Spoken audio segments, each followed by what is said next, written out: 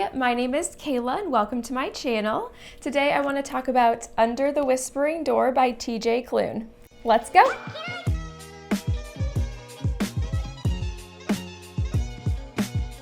So if you haven't read this book yet and don't want anything spoiled, I have another video that contains no spoilers. I will link it in the description below. But if you do want spoilers, keep watching. Before we get into it, don't forget to like, comment, and subscribe if you want more book videos. Okay, first of all, I really enjoyed this book.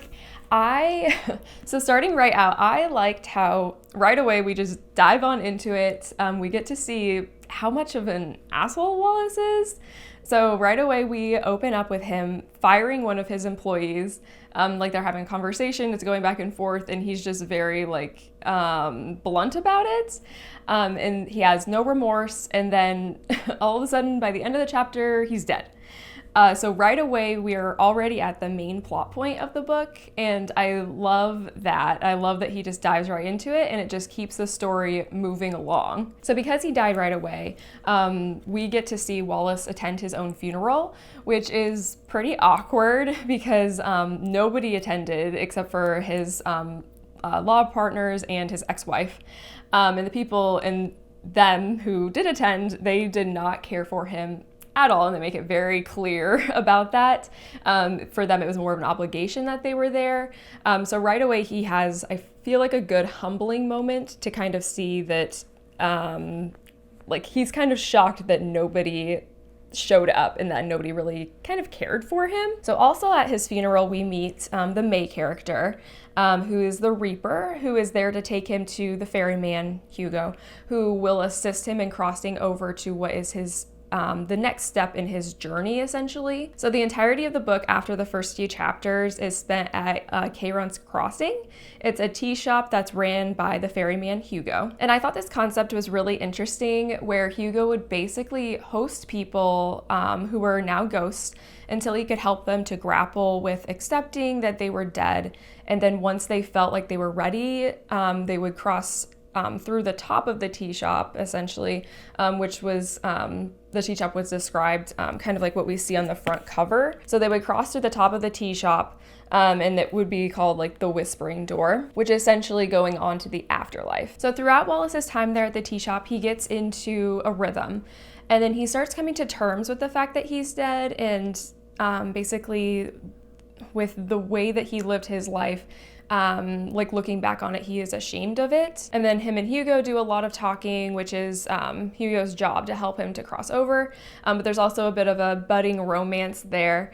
But nothing can become of it because Wallace is dead and he's a ghost and Hugo is alive. So that's what we see for the majority of the book. A big chunk of it is him kind of doing the day-to-day life, having the budding relationship with Hugo and Nelson, who is another ghost, which is Hugo's grandfather, and then May. So he's, establishing these relationships, he's learning to be a better person, he's reflecting on the life that he had, and he's accepting that he's dead, which he was very against when he first got there, but he's kind of accepting that this is what's happening, and he's spending the majority of his time becoming a better person, and overall being at the tea shop is a good thing for him. And a lot of the time when he's in the tea shop, at least for me, it allowed me to kind of, you can't help but reflect on your life and how you would see yourself if you were in Wallace's situation, and how you would reflect on your current life and how you would kind of handle this next step. So I do want to talk about some side characters. There were a good handful of side characters, like May, the Reaper, and she's present through the entire story. Nelson, who I just mentioned, he was the ghost and he was a grandfather.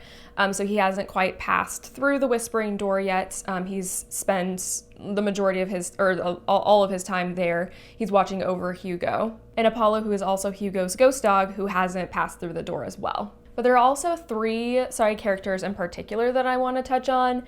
They weren't main side characters, if that makes sense, but they were kind of side characters, but they devastated me the most. And they were three ghosts. They were Cameron, Lee, and Alan. And these characters played important roles in moving the story along. So even though they were side characters, I feel like their part in the story was very important. So I found it interesting that all 3 of them passed away in seemingly young and particularly in devastating ways. So Cameron, we learn, is a husk because he was a ghost who was at Chiron's but then left, and then he spent too much time outside of it, and then he turned into a husk.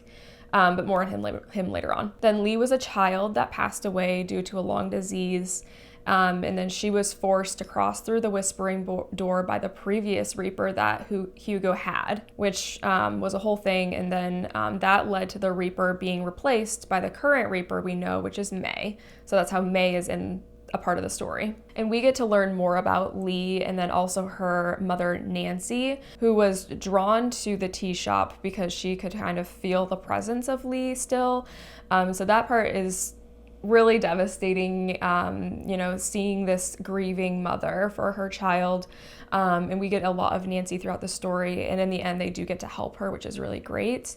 But particularly the flashbacks, learning about Lee and her time there and how she was forced to go through before she was ready was very sad.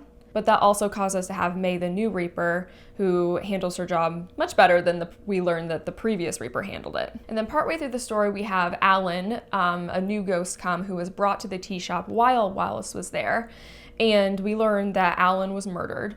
So Alan learned partway through the end of his stay there, Alan had learned that when he was angry, he could basically use the anger to cause destruction in the tea shop. And because of Alan, the character that we get introduced to of the manager, he had to intervene and put Alan through the Whispering Door. So throughout the whole story, we are alluded to the manager. He's basically the person who appointed Hugo and May to their positions.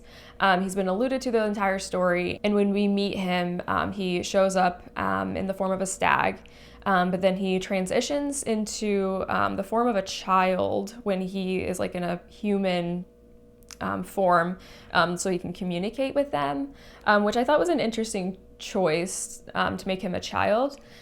So he comes to the tea shop and takes care of Alan, kind of like pauses everything when he's causing destruction and then forces him through the door. And then while he's there, he informs Wallace that he's giving him a week to finish with this portion of his journey being at the tea shop. And then after that week, he needs him to pass through the Whispering Door, because at this point, we've seen Wallace kind of be there for months and they've gotten into a rhythm. And the manager didn't seem to like that. He felt like he was a distraction to Hugo. And I think he kind of felt that what happened with Alan maybe wouldn't have happened if Wallace wasn't there and taking up kind of some of Hugo's time. So I kind of liked this forced decision that the manager had put on Wallace in order to continue to move the story along.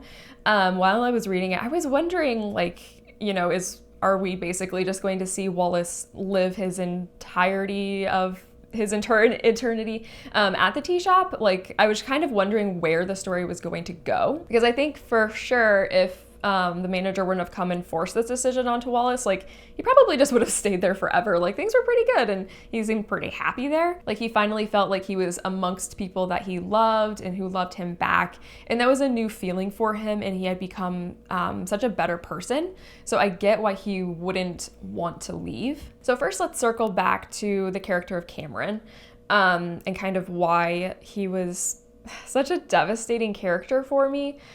So we first met Cameron when Wallace was attempting to run away from Chiron's Crossing, like when he first got there and he had not accepted that he was dead. He thought he could just run away and return back to his normal life. So when we meet Cameron, he's a husk, and because he had also run away from Chiron's Crossing years ago, but he wasn't brought back in time, and so he became like a shell of a person. And Cameron is the character I just felt so devastated when reading his portions.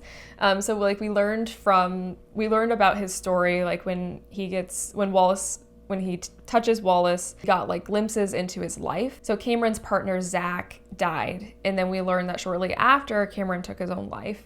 And I cried when learning Cameron's story, and then when Wallace was able to bring him back from being a husk, so he removed the anchor that was keeping him to Hugo and put it into Cameron, which I was glad that he gave us a resolution to the husk problem. I didn't know if he was just kind of going to be like, I didn't know how he was going to handle that. So I was really thrilled that we got to see a happy ending for Cameron.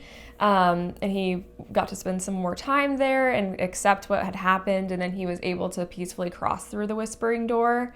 I know Cameron wasn't the main character of the story, or he wasn't even really in the story like that much, but honestly, like, his happy ending was my favorite part of the book, and I cried when he went through the door, and I was just really, really, really happy that TJ Klune gave us like a resolution to his story. So going to Wallace's ending then, I was actually surprised with how the story ended. I suppose I should have seen the ending coming, like the happy ending, but honestly I didn't.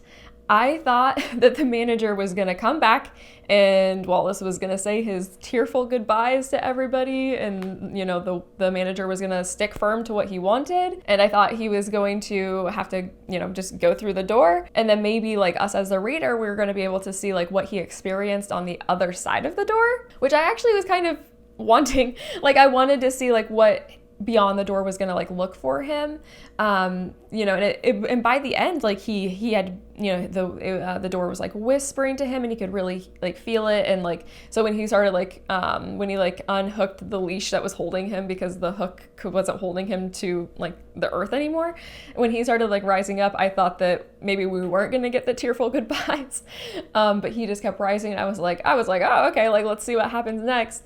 But that's not what happened at all. And I like when stories can surprise me. And I was surprised that the manager brought Wallace back to life and made him a Reaper. I was very surprised by that. And I am thrilled that now him and Hugo will actually like get to be together now, and he kind of gets a second chance at everything. I think it's great that I don't feel like we got to see a ton of like relationship building between Hugo and Wallace. Like, I would have loved a lot more. I would have loved, I don't know, I guess they couldn't actually like touch or anything because he was a ghost, but I would have liked to see like a little bit more of like an intimate connection. I know that they had deep conversations and everything, but like I wanted more. I was happy that they got to be together, but I guess the book isn't really like a romance book, so I can't really like focus on like wanting it to be romance heavy, because I don't really feel like that's what the book was about. Overall, I'm really pleased with this one. I think it was definitely worth the read. You know, it kind of got you thinking about how you would see yourself in this situation, and got you thinking about different afterlife situations and like, you know, what could be. And I think TJ Klune does a really good job of immersing you into the story and starting it right away and keeping it going the entire time.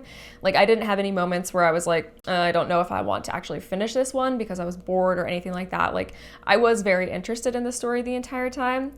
And I'm really excited to see what TJ Klune has in store for any like future books that he's working on. So thanks for watching my thoughts on Under the Whispering Door. I'm curious, let me know what you thought about the book in the comments below. You know, did you like it? Did you not like it? What was your favorite parts?